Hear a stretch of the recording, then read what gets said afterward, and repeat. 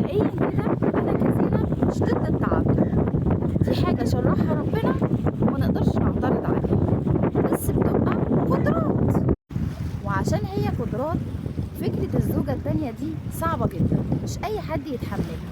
يعني أنا لو زوجة أولى وبحب جوزي جدا وبغير عليه مستحيل هتحمل إنه يتجوز عليا.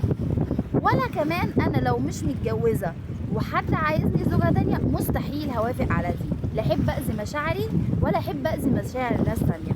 وده مش معناه إن أنا رافضة الشرع، لا ده شرع وربنا اللي محلله، اللي عنده القدرة يعملها.